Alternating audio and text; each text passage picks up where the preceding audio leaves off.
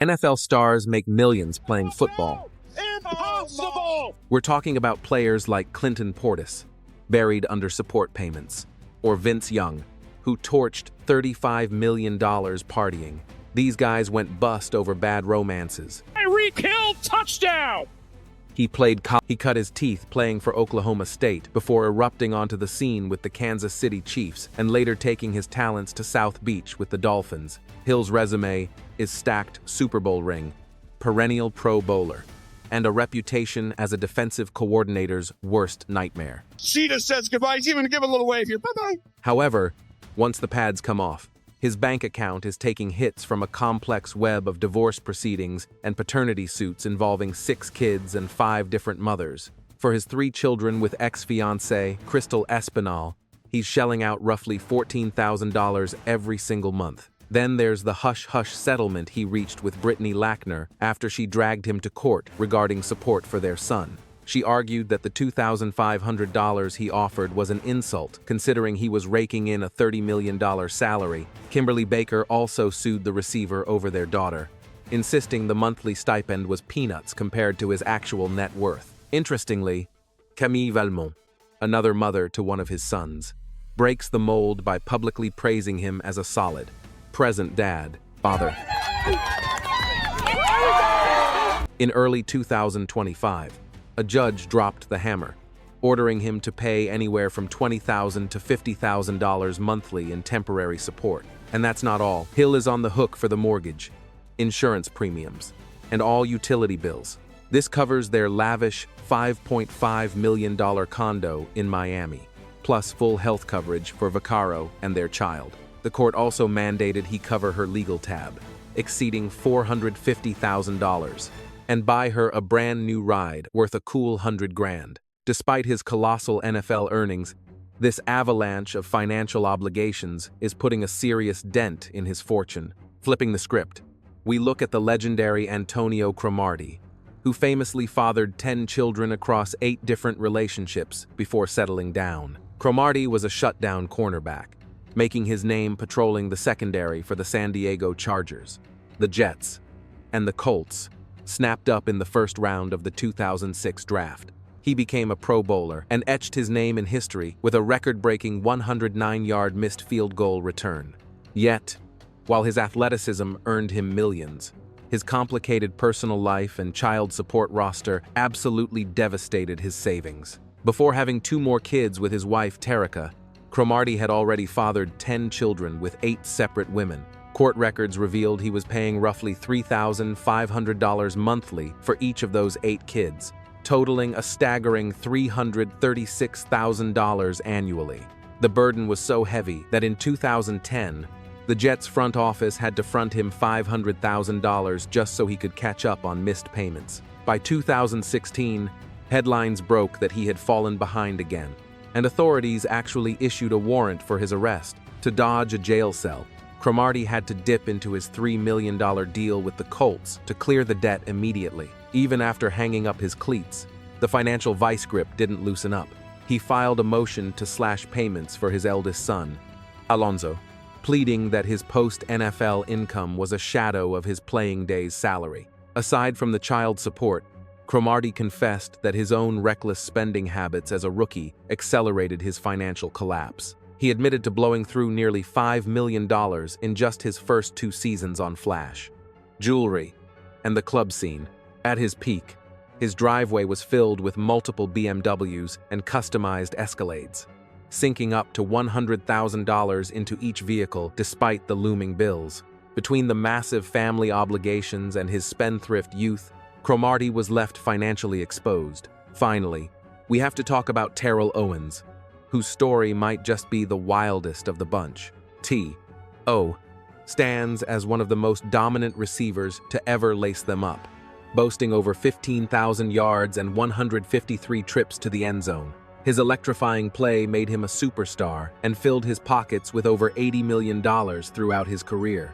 However, once the stadium lights dimmed, Owens found his wealth evaporating due to romantic entanglements and relentless child support demands. With 4 children by 4 different mothers, the constant legal warfare has siphoned off millions of his hard-earned cash. Back in 2012, he stared down the barrel of jail time for failing to pay Melanie Smith, the mother of his daughter. He was in the hole for $20,000, resulting in a court order mandating a fresh $5,000 in monthly payments. That same year, he appeared on Dr. Phil, getting grilled by several of his children's mothers on national TV for falling short on his duties, but the drama didn't stop there. Fast forward to 2022, and Monique Reynolds dragged him back into the spotlight over missed payments. A warrant went out, forcing Owens to cut a check fast to stay free. These recurring legal headaches have kept him trapped in a revolving door of courtrooms for years. Owens has openly stated that his support payments were calculated based on a superstar's salary that doesn't exist anymore. That money is gone, and while he's fought to lower the payments, the endless legal fees and obligations have bled his retirement funds dry. Beyond the monthly support checks, Owens watched his fortune evaporate because he'd put his faith and his wallet in the hands of snakes who bled him dry. He openly confessed that shifty money managers did not just mishandle his assets, they practically looted his accounts, leaving him with mere crumbs of his massive earnings. Fast forward to today, and despite a Hall of Fame resume, his bank balance sits at a humbling $500,000. Switching gears, let us look at another gridiron giant who fumbled his financial legacy strictly due to crushing family court payouts. Enter Adrian Peterson.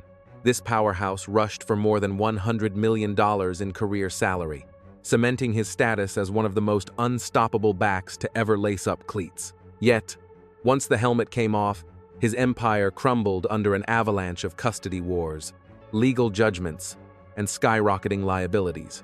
Just like countless pros before him, the heaviest blows to his net worth were delivered not by linebackers, but by ex-partners dragging him before a judge. By December 2024, things got ugly when Texas authorities issued a pair of arrest warrants because Peterson ghosted mandatory child support hearings. The gavel was about to drop on his freedom, but he managed a last-minute save in early 2025, agreeing to siphon funds from his NFL pension to settle the tab. While his attorney spun it as a simple mix-up, the reality was, stark, cough up the cash, or get ready to trade a jersey for a jumpsuit.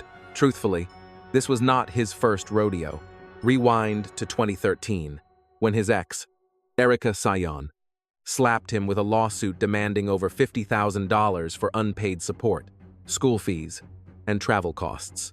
2 years later, in 2015, another woman surfaced claiming she was carrying his heir, insisting on a staggering $1.9 million payout. Peterson countered that he would write the check if the DNA matched.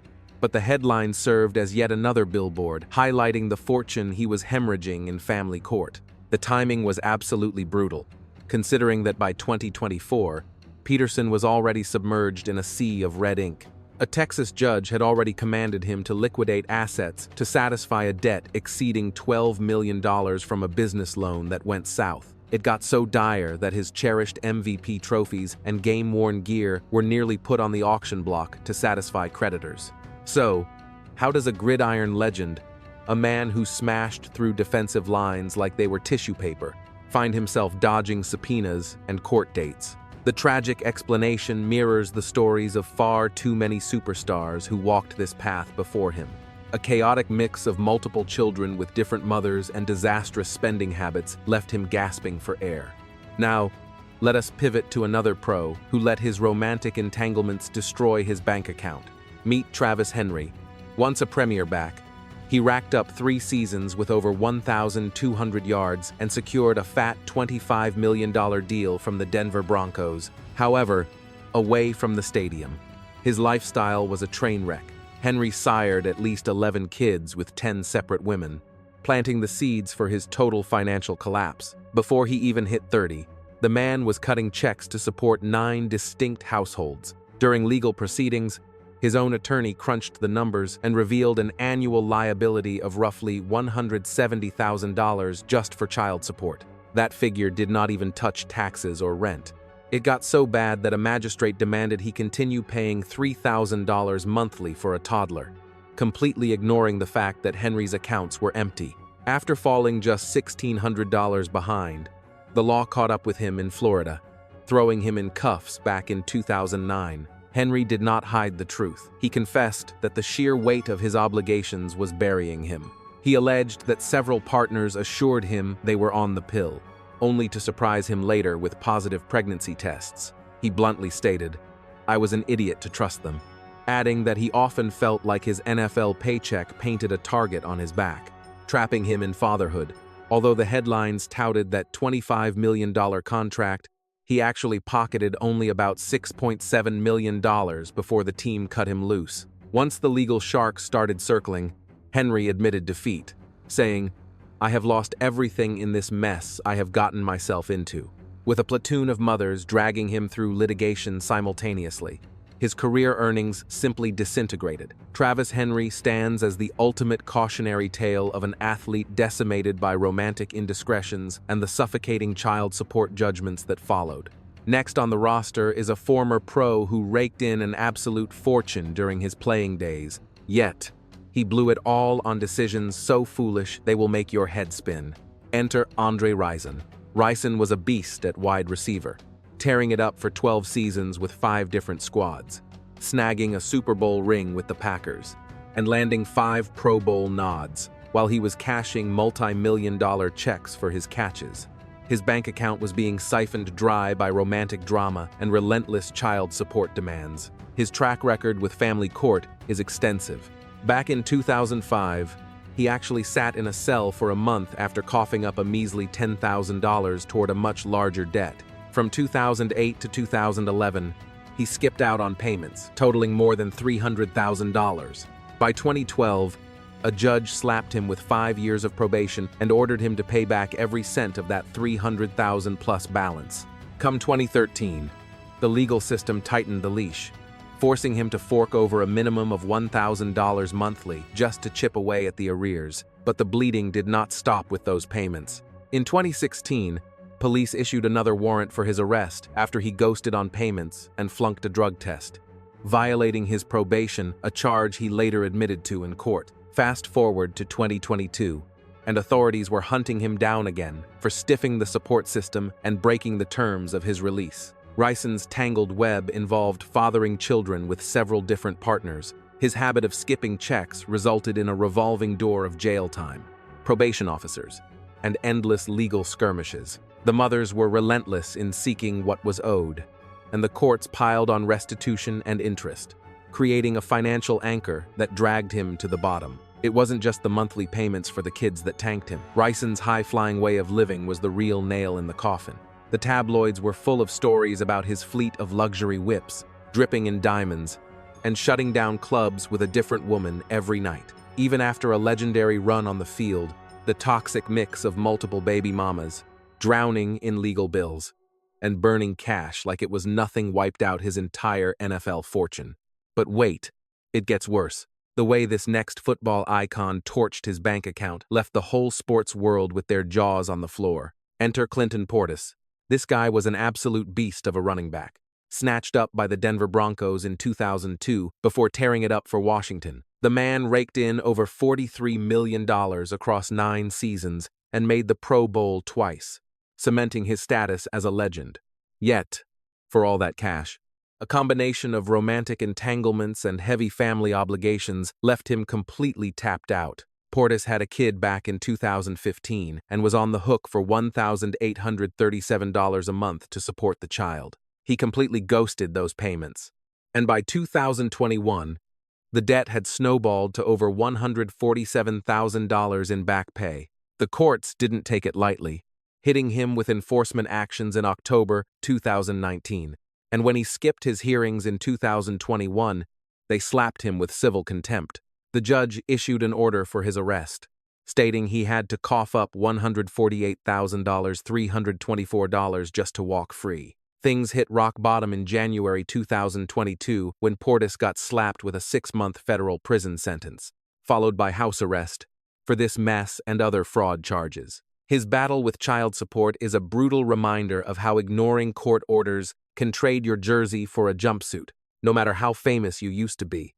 On top of that, Portis's money problems were fueled by sketchy investments and living way beyond his means. He filed for bankruptcy in 2015, blaming his financial guys for messing up, but insiders say he was blowing fortunes on mansions, exotic cars, and chasing women. Guys who shared the locker room with him said he lived strictly for the moment, proving that feeding a massive ego and a growing family tree is the fastest way to drain a multi-million-dollar account. It got so dark that Portis actually grabbed a gun and drove to his money manager's office, fully ready to kill the guy for mismanaging the funds that deepened his debt and legal hole. Thank God a buddy talked him off the ledge before he pulled the trigger.